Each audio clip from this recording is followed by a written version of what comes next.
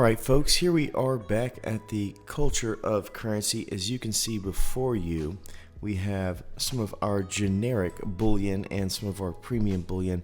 Nowhere near all of it. It's been an awesome year, as you know. Silver's been high, and that's, unfortunate for somebody who loves to buy, but it is what it is.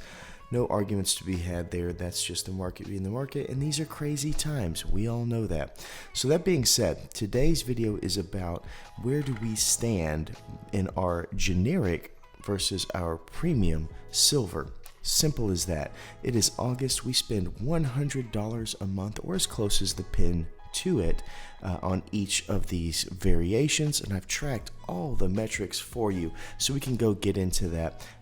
But as I sit here, I keep looking at these amazing copper pieces. So if you know the Broke Stacker, he is going to be selling some original poured copper.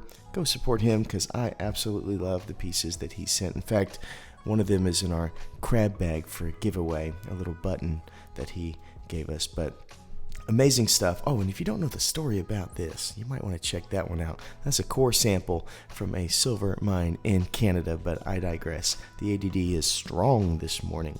But yes, premium silver is up here. We have a lot more of it. This is just a little backdrop, and then some of our generics that we picked up, including a couple of pieces that we picked up recently, but we have videos over those if that's what you want to see. Without further ado, here we are.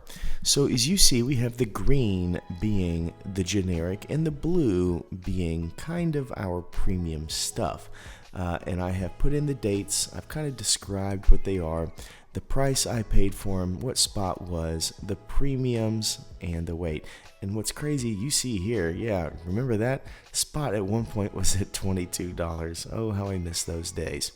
So the ones we picked up here in August, as you see right here, we have the National Mint 1 ounce bar, the Paradise Mint 1 ounce bar, and the Mercury Diamond 1 ounce round, $32 a piece.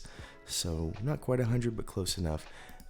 There is where spot was, so we paid roughly $2.50 premium on each. And we had to do 2 months worth of our premium silver, so whichever way you split it, this is going to be for August and September right here. So this is going to be August and September. So we had the Perth 125th anniversary. We've already done a video over that. The Ram Lunar Dragon, that video is coming out soon.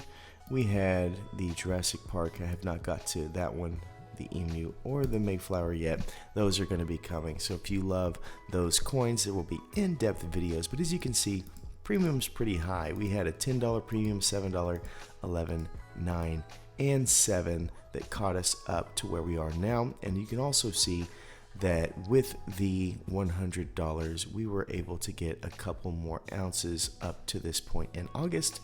But as you saw in right here, we still don't have enough to make up the ground, as we are still sitting in a place where our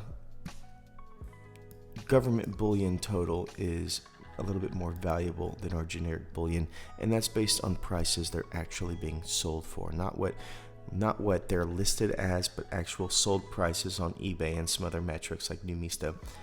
So that being said, the value still is crazy on the government bullion, though a lot of ground was made up when the spot prices rose for the generic.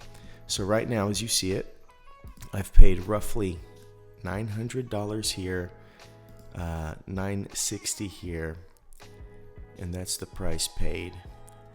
The premiums being $79 and $234. The average premium being $2.48 versus $8.10. Our weight in ounces, $30.75, $27.46 over here. And these are the spots for quarter one, quarter two. We'll have quarter three at the end of this month, September.